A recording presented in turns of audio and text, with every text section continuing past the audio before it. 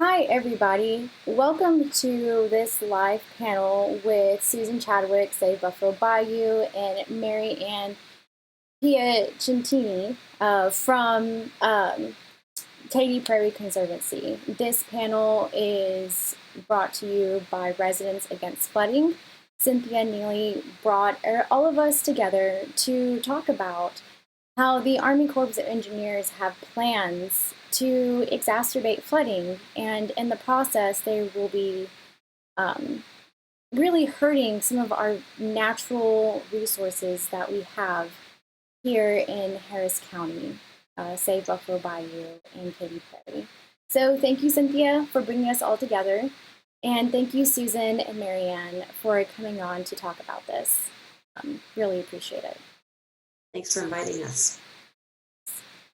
So the first question I have for you guys is,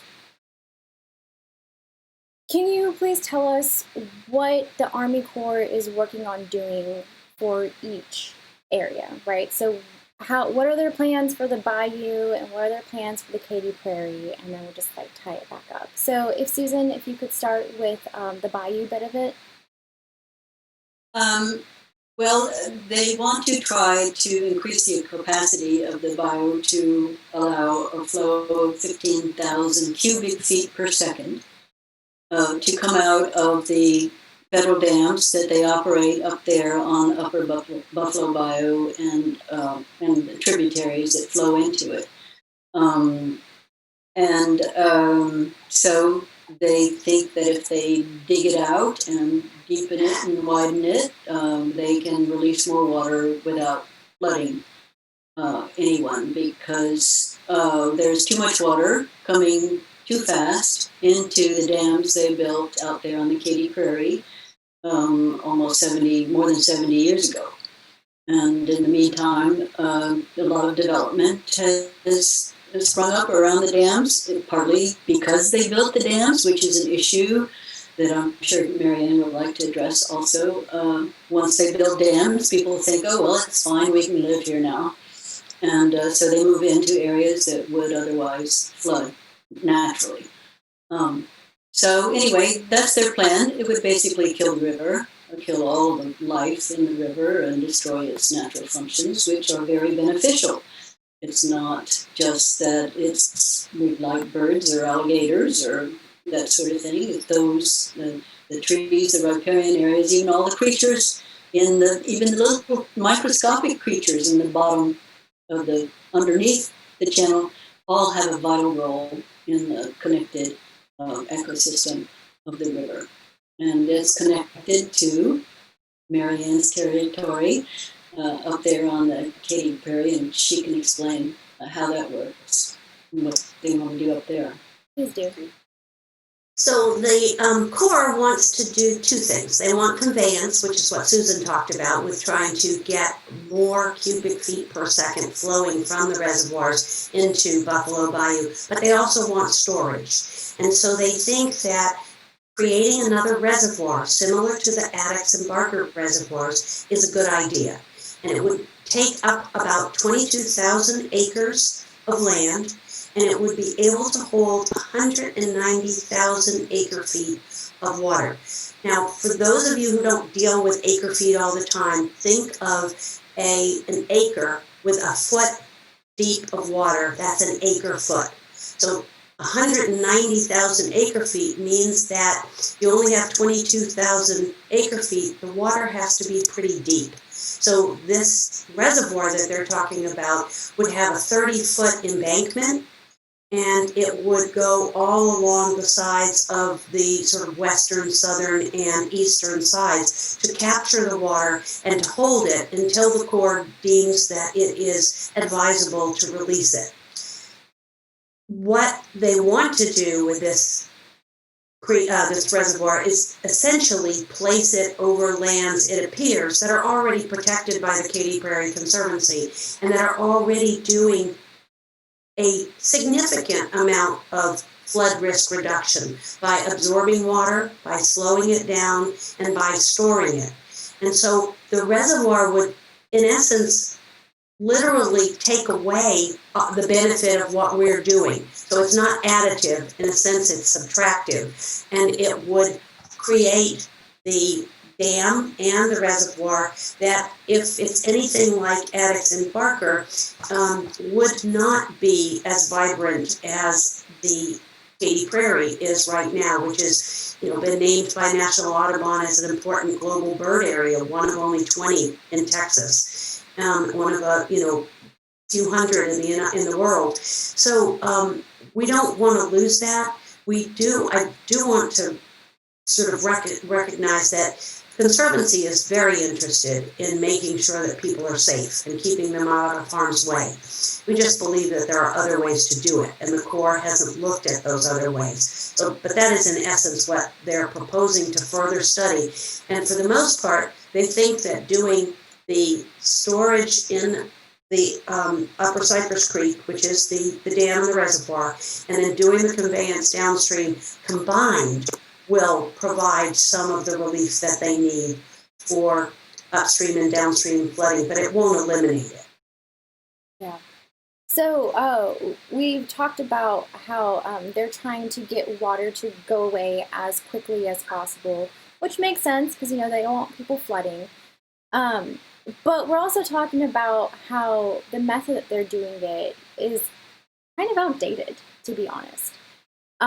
So what are your main concerns with how they're going about this, and what do you propose that they do instead?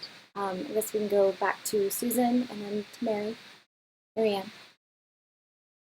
Well, of course, the main concern is that, number one, it would their project to dredge out. I don't know that it's even physically possible what they're proposing to do. And there's some significant property rights involved also. But it would basically kill as I said, kill the natural functions and all of the aquatic life in the bio. But their focus, as you point out, is on conveying as much water as fast as possible, which, first of all, creates more flooding, creates more erosion. It's just simply not a modern, enlightened approach to managing flood problems and reducing flood risk. The bio would have to be constantly redredged. The system of, a river has a memory. It will try to go back to and fill itself back up and go back to create the shape that it needs to have. There's a reason why rivers turn where they do. There's a reason why rivers have the depth that they do, or the angle of the banks. And of course, a part of its very vital function is to move. People, talk about sediment as if it was a poison or a terrible thing, but in fact, the part of the river's main function is to move sediment from upstream, from side to side slowly, and that sediment actually has good bacteria in it. It has a vital purpose. It kills bad bacteria, cleanses the water as you're going along, harbors all kinds of microorganisms that are beneficial for the ecosystem. But eventually that sediment ends up on our beaches, in Galveston Bay. And at the same time, they're talking about having to build up, the beaches, build up sand dunes and flood protection and that sort of thing. Of course, the Port of Houston doesn't want sediment. Right. In the ship channel. They spend a lot of money dredging that out all the time. But the vegetation along the bio, the trees, the plants that all are planted by the bio in a succession according to a very logical scheme, actually collect sediment too. That's how the bio builds its banks back up when there's big storm and erosion, and so that those trees and the tree roots and the plant roots actually help collect some of that sediment, where it needs to go, and aside from cleaning the water also. But anyway, it all has a purpose and a function, and that will be totally destroyed by their plan. They haven't said what happens to all that water once it hits downtown. Buffalo Bayou is tidal, as are white oak and other of our bayous. That means that when there's a very high tide, or even just a normal tide, it's tidal up just past the Shepherd Bridge. So if there were a big storm, we can assume there's probably going to be a high tide too. So where it's going to happen when all of that level hits a tidal wall. So people have observed a white oak bayou and Buffalo Bayou flowing backwards, and it can do that. And also, people don't realize that Buffalo Bayou floods even when the floodgates are closed. And it's important to emphasize that the dams up there are normally empty. They're parks. There's a lot of activities that go on, and people think it's full of water, like a drinking water reservoir, but it's not.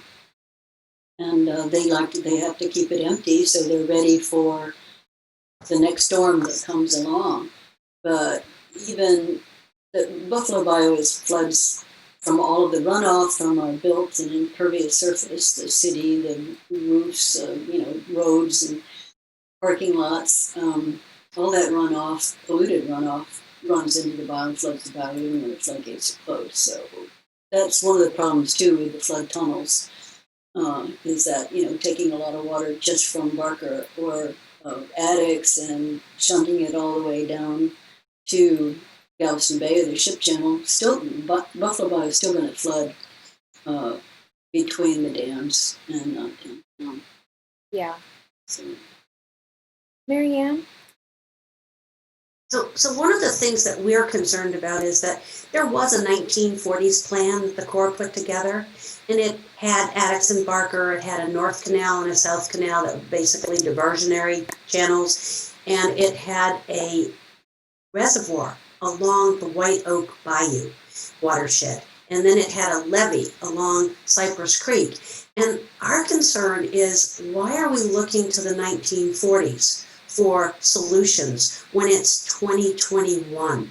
2020, sorry, the pandemic has got me in dates, I'm sorry. It's 2021. 2020, I wish there were 2021 in some ways, but maybe we'd have a few things resolved. But why are they looking at that? Also, why are they looking at primarily large capital projects, big infrastructure projects, when in fact, across the nation and all over the world, more and more people are looking at natural infrastructure and nature-based solutions because they are cost-effective. They can be done incrementally, so they start benefiting people right away. We don't have to wait 10, 15, 20 years. They also tend to be able to withstand extreme weather events. We all know that we've had droughts, we've had floods, and yet plants come back. Soil gets back to being better. So let's look at that. I'll give you a good example that anybody who's heard me speak knows that I use this a lot, but it's a really good example. In Massachusetts, they were in the 60s looking for the development of a dam and a reservoir to keep the Charles River from flooding Boston and Cambridge. It was going to cost $100 million. Now in the 60s, that's a lot of money if you put it in today's terms. And it was going to cost about $1 million to operate, and it will probably have to be redone in 20 years, maybe 30. And they started looking at it, and they finally decided, wait, are there other things we can do? Engineers, conservationists, environmentalists, landowners, everybody got together, and they decided for a tenth of the cost, $10 million, they could buy 8,500 acres of wetlands that actually slowed the water down, stored it, held it. And except for Hurricane Sandy, the Charles River has never flooded Cambridge and Boston. And Sandy was a 2-year storm for Boston and Cambridge. So it was not the horrible surge that really hit most of the East Coast. So it worked. So our thought was, why isn't the Corps looking at these kinds of nature-based projects along with innovative engineering projects? So one of the things that we have been trying to do with the Corps, and other groups are doing this, Houston Stronger, a lot of Residents Against Flooding, everybody is trying to figure out, are there alternatives that can help us reduce flooding, because certainly we don't want anybody to lose any property. We definitely don't want to lose any lives, but we've got to come up with using the natural assets we already have. So what are they? So for example, on the Katy Prairie, we have a tall grass prairie system that its roots absorb water better than any other kind of vegetation. Now this is obviously in modeling and in on-site tests, but we can hold up to 8 inches of water in an hour, whereas your turf grasses can only hold a ½ inch. Your pastures, maybe 2 inches. Now obviously, people are going to say, oh, but it's already going to be saturated. Of course, that's not going to work. But still, those roots go down pretty far. And other people will say, well, there's a clay level out there, because the Katy Prairie is sandy loam. It's not like the rest of Houston with its heavy clays. And there is, but there are cracks in it. So can that hold water? That's the first thing. Those grasses above ground slow down water. And so they make it tougher for it to get to a bayou or a creek, which may already be overloaded. And then we have depressional wetlands that not only hold 2 to 4 feet of water in them, they also reduce sediment and pollutant offloads. So the water that goes into the wetlands comes out cleaner. And it reduces, some of it is the sediment settling at the bottom. Some of it is just that it's able to stay there long enough that it evaporates some of the bad stuff, all kinds of things. So we're thinking, why not look at that? Why not also recognize that in the Upper Cypress Creek watershed, even if you hold let's say a bucket of water up there, only 40% is going to be held there that is going to help Addicks Reservoir. It's not the whole bucket is going to help. Whereas in the Upper Addicks watershed, which is right south of Cypress Creek, there's a watershed divide a little bit lower. Every bucket of water that you store in the Upper Addicks watershed reduces a bucket of water in Addicks Reservoir. So again, why isn't the Corps looking at maybe mini reservoirs in the Upper Addicks watershed? Why aren't we also looking at protecting people by maybe keeping them from buying land that's in the floodplain and allowing that land to actually hold water during flood events? So that it does 2 things. One, when the creek rises, that water has some place to go. It's what the Dutch say, make room for the river. And I have not gotten an alliterative thing that, says, keep the creek full or, whatever. We need to come up with something that's like make room for the river that's just as good. But we could use it. It could also be great park space when it's not flooded, and there could be trails there that could withstand flooding. You could use native grasses and it would be beautiful and aesthetically pleasing.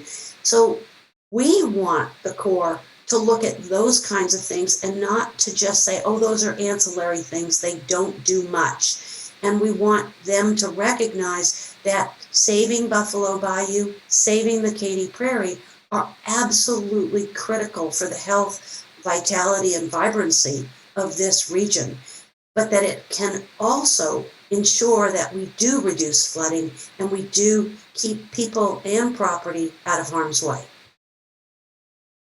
Yeah, and I think it's important for people to understand the concept of lag time and where the prairie fits into that and where the impervious surface fits into that, because we don't have to hold all the water all at once for a long period of time. All you need to do is slow the amount of time it takes from when the raindrops hit the ground until they make their way into the stream or the drainage system. As long as you can slow that, what they call increase the lag time, it lowers the peak of the flooding.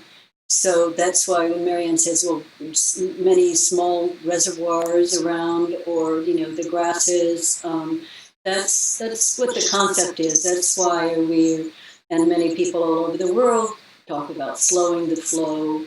Flooding begins on the land, managing flooding in place, stopping raindrops where they fall.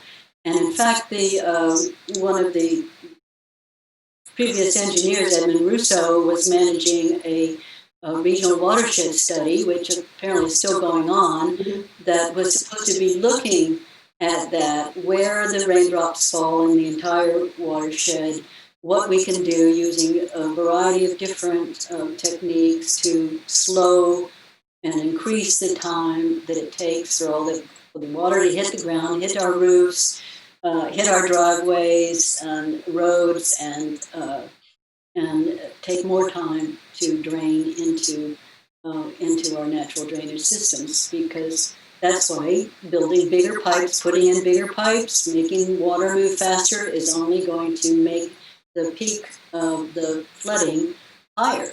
And that's why, the Corps of Engineers, and Marianne knows this too, does have a program that focuses on that sort of thing, engineering with nature.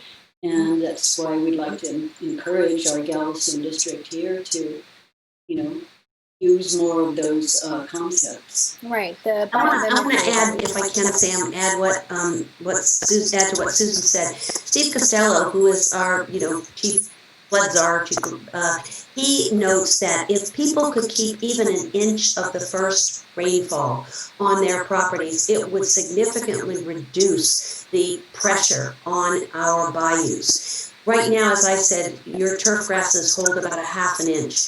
Well, if people let their grass, even Bermuda and St. Augustine, grow taller and not cut it quite so, shave it down, the roots would grow and it could hold water. Or if they wanted to use native grasses, it would hold water. The other thing is, I'll give you a perfect example. For the Taxay flood, the water came fast and furious. And there were parts of the prairie that were under 5 feet of water. And there was no place for it to go. So it stayed there while the creeks and the bayous were able to start to drain and streets were able to start to drain, so that when the water was actually starting to flow, which in some cases was 4 or 5 days later than the tax day flood, which is unlike Harvey. That was a different situation.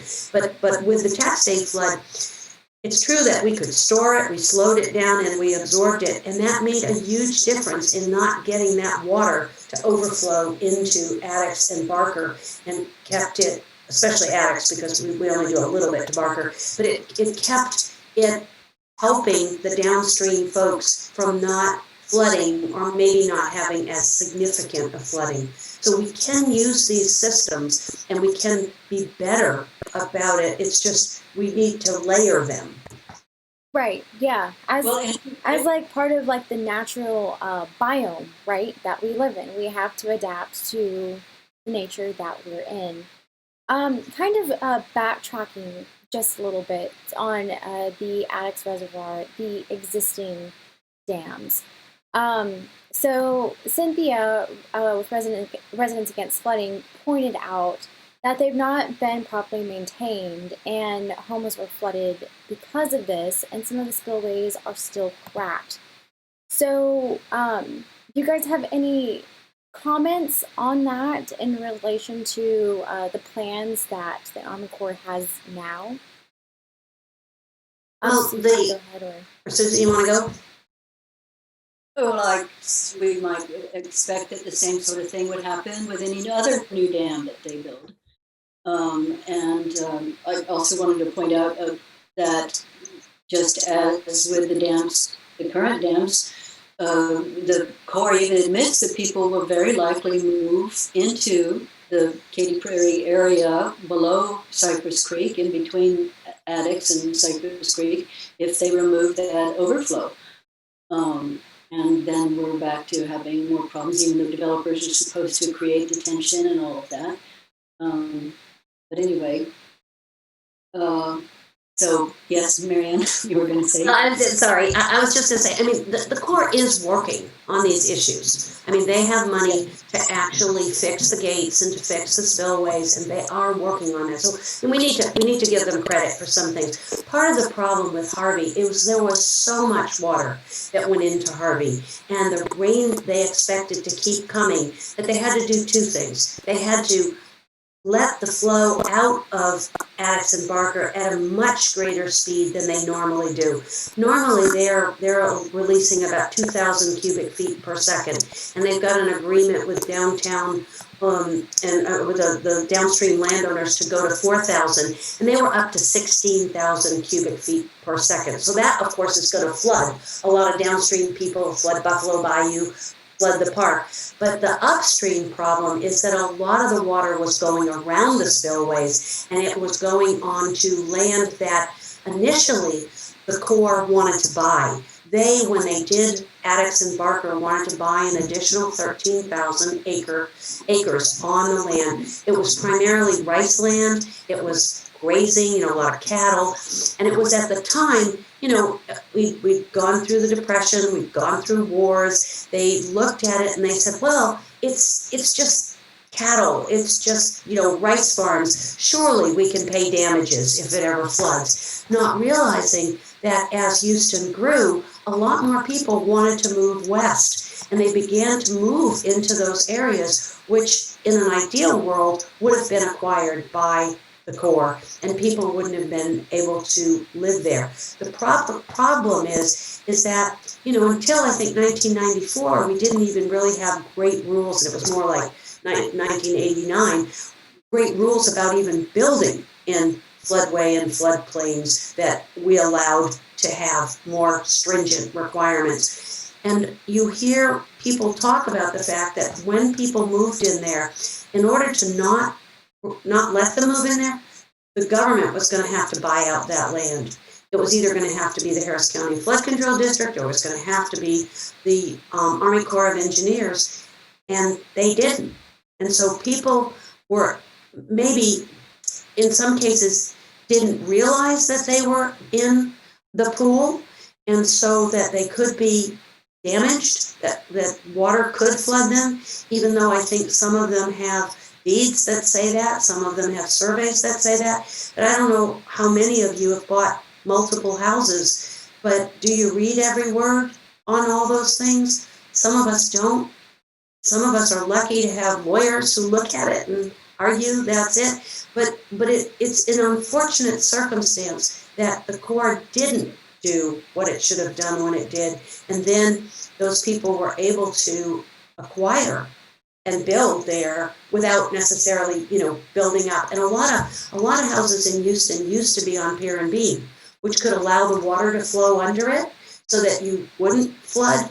And now they're on slab, and a lot of them are either at grade, or some of the new developments are up 4 feet, which just means the water gets faster downstream to their neighbors, even though Susan's right that they're supposed to have detention and retention requirements, especially in the Upper Cypress Creek and Upper Addicks watersheds.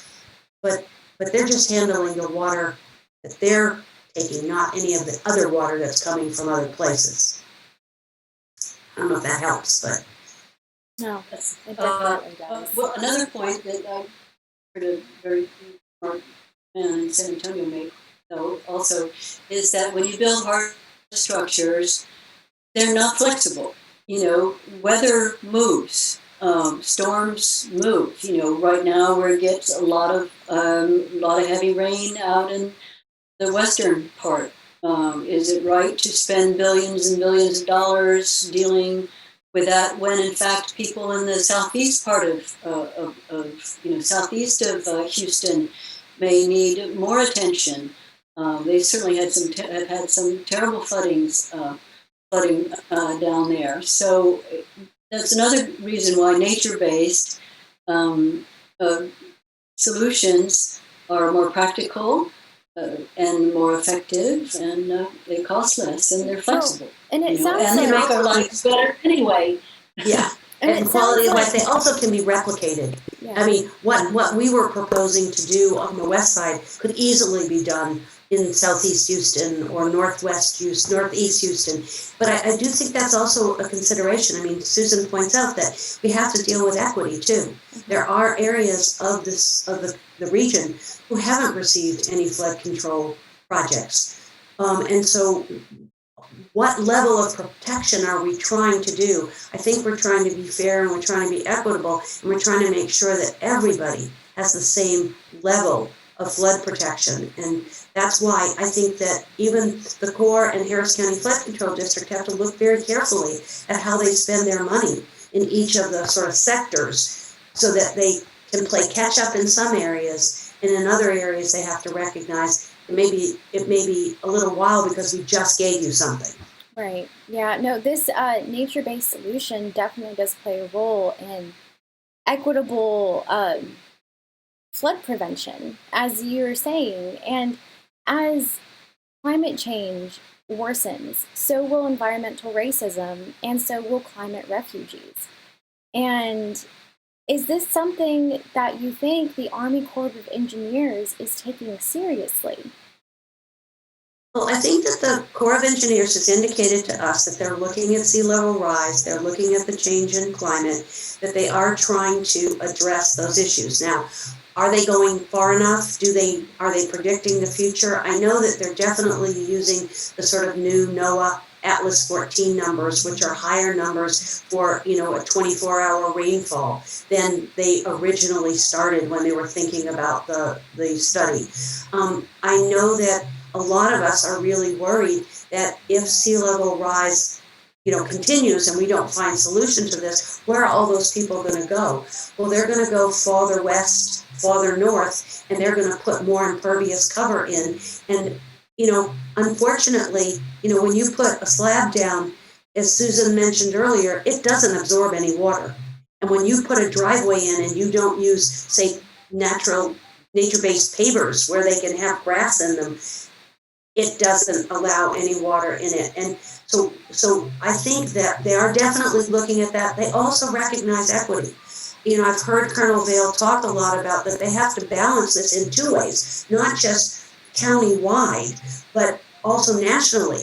If we don't have projects that rise to the top nationally, and we're asking Iowans and Ohioans and Nevadans, whatever all the different groups are called, Californians, to pay for this, then, because the Corps often pays 50 or 65%, the federal government, of these federal projects. And then the local people have to pay the rest. But that federal money comes from all of us. It doesn't just come from, my tax base. It comes from, my family in Maine. And it comes from my family in Cleveland. So they do need to look at equity. They do need to consider it. Are they doing enough? I can't say, but I can tell you that in meetings that I've had with them, they have mentioned it numerous times, that they have to look at that, not just the benefit cost ratio, but the life safety factor, and looking at addressing how does it fit in with all of what, other parts of the country need. Susan, do you have anything to add? I thought of something that, do you have any questions? Yeah, I have. Well, I did. I was thinking of a lot of things. I'm not sure it's appropriate for discussion, public discussion. But again, I'll go ahead and ask Marianne, because the Corps of the Flood Control District, according to the Corps, would be the ones to operate the dam on Cypress Creek. And from what Mr. Russ Poppy, the director, has sort of mentioned, is that they're not eager to do that, to be the operators of a dam. That's not the kind of thing they do. I don't know, but why is it that the Corps can't operate the dams themselves? What I've been told is that there's a rule, and I'm assuming is that the chief engineer for the U.S. Army is the one that's doing it. The Army Corps of Engineers, is that they have so much aging infrastructure that they are not interested in bringing on new infrastructure that they have to operate, and they don't want to do any more. So they're looking to their local sponsors, their local partners, to actually do this. And while we have not seen the comments that the Flood Control District has submitted, and they certainly have not stated categorically that they're not going to do this or they are going to do this. They have said that they really focus on and emphasize passive systems. systems that don't have to be operated and maintained. And so if there were a system where it was just a natural flow, a small pipe, then, maybe that's something that they would do, but they don't do it. And the other issue, I think that this is probably the elephant in the room, and I'm not saying that any of them said this, but I do think that this is something that everybody is looking at, is what's the liability of a dam? What if we have another Hurricane Harvey type event, and it's actually the reservoirs that cause the flooding, and that you have the litigation that's, the existing or new one, and you, so I don't think that Congress and the Corps want to get in a situation again where they're liable for that disaster kind of thing.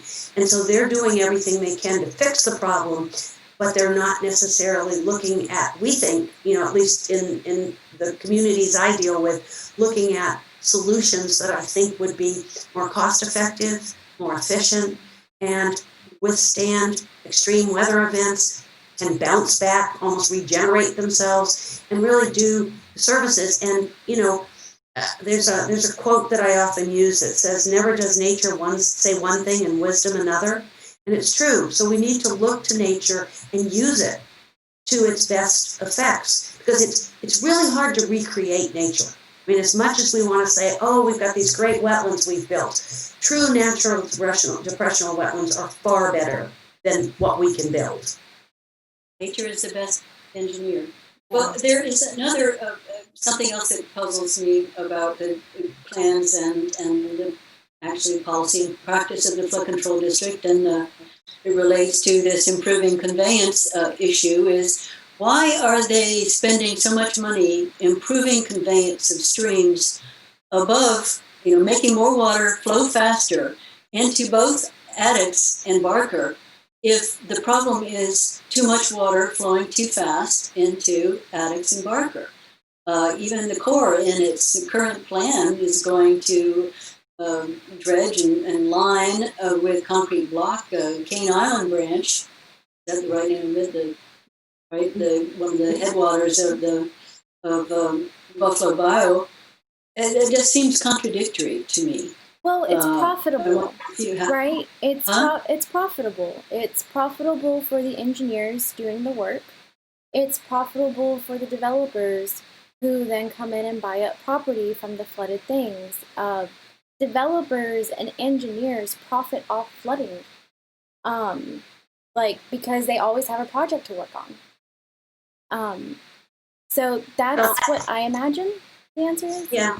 I mean, one thing I'm going to say about that is I think that there are a number of streams and bayous and ditches, drainage ditches, whatever you want to say, that haven't had a lot of maintenance. TLC. And so you have a problem with localized flooding.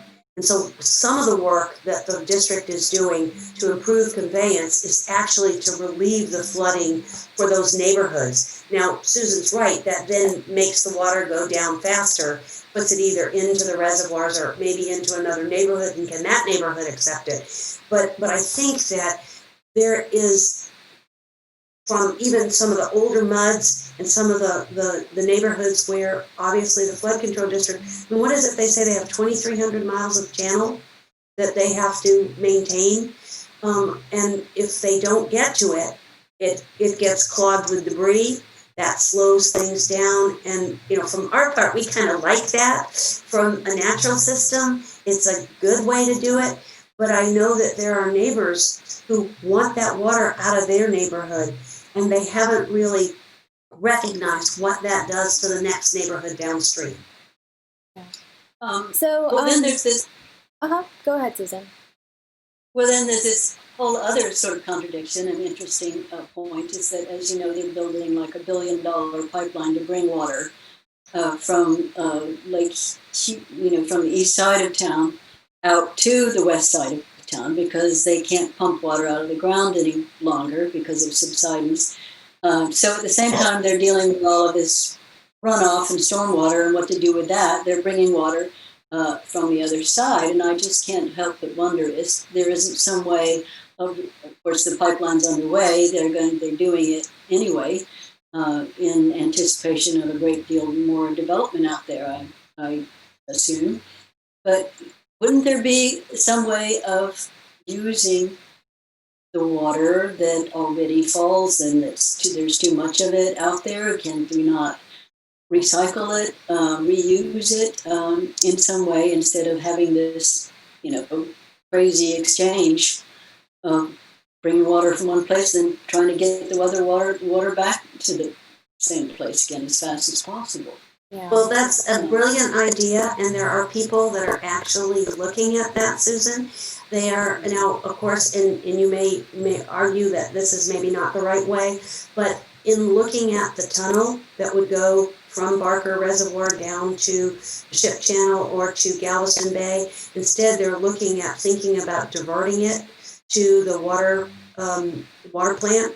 I think it's the East Bay Water Plant, and they've been looking at, and I probably got the name wrong, but it's one of the water plants that they've talked about whether or not it could accept the water and treat it and actually use it for drinking water or use it for irrigation purposes, because they know that we need water. We need to figure out how to recycle it.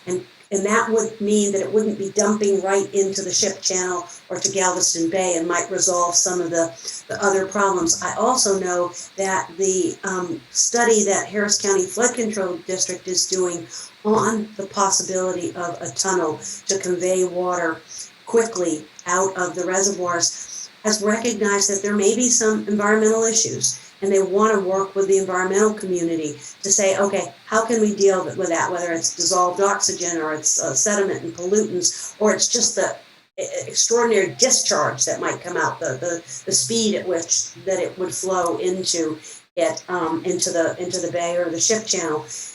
And so I think that's encouraging that they're willing to see, are there ways to resolve those problems? Are there ways to get that water so that we can reuse it? And not just say, oh, let's dump it in the bay and it's forgotten.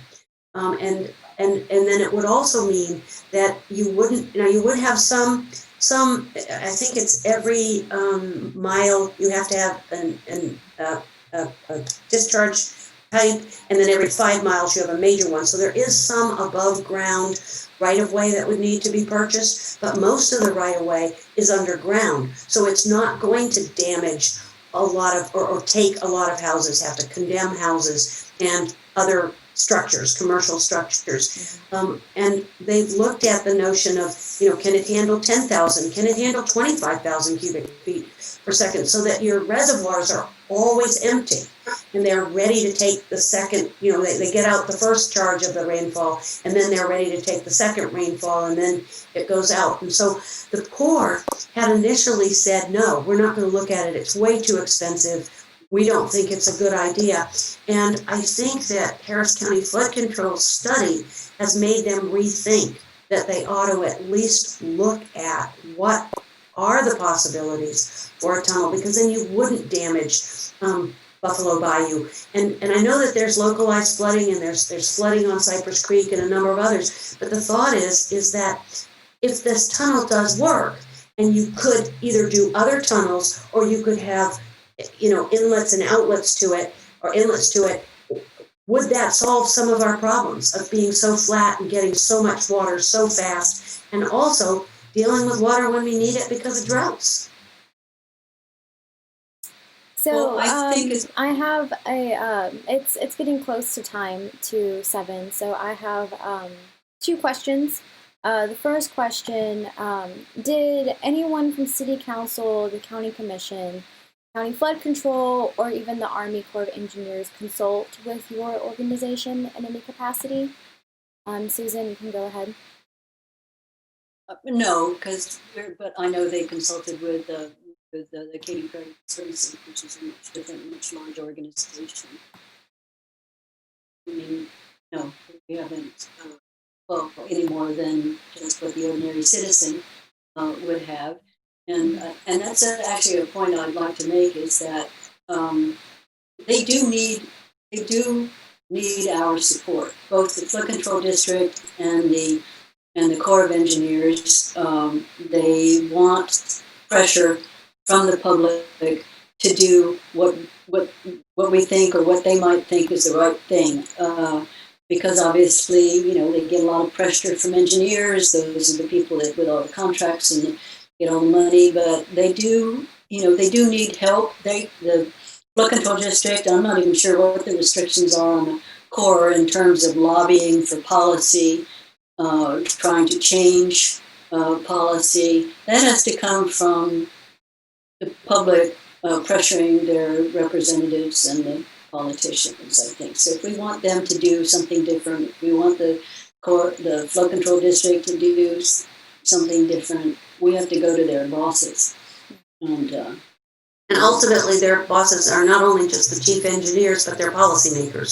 So it's the Lizzie Fletchers and Dan Crenshaws and the Cornens and the Cruzes and the McCalls. I will say that in addition to, I think the Corps, certainly we have worked with them on a number of occasions, but they also did have a couple of stakeholder meetings in the beginning, and they did have a public scoping that unfortunately, because of the pandemic, couldn't. One was in public, one was at the public. We actually had it before the pandemic, but then when the pandemic came, they hoped to actually be able to tell people what some of the thoughts were, and so that had to be all virtual. So they do care about public opinion. Susan is right. They want to hear what the community wants. They don't want to put something forward that the community is not only going to hate, but isn't going to support and isn't going to pay for. Because again, you have to recognize that the local sponsor has to pay at least 35%, unless the administration under a disaster relief thing that they kind of did under this last one, where they paid 100% of this study,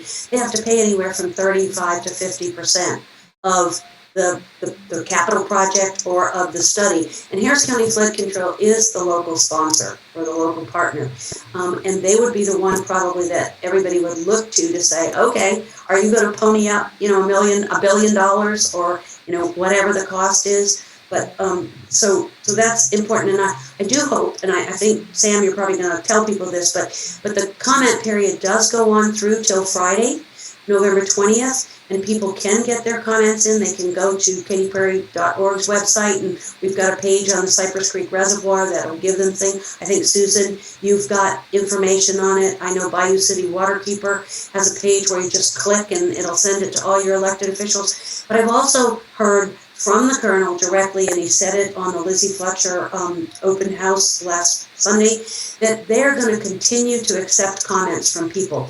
What they don't want you to do, though, is to just say, I don't like it, I don't want it. Instead, come up with ideas, come up with suggestions for, we want to keep Buffalo Bayou natural, or we want to keep the Katy Prairie natural, and here are 5 things you could think about.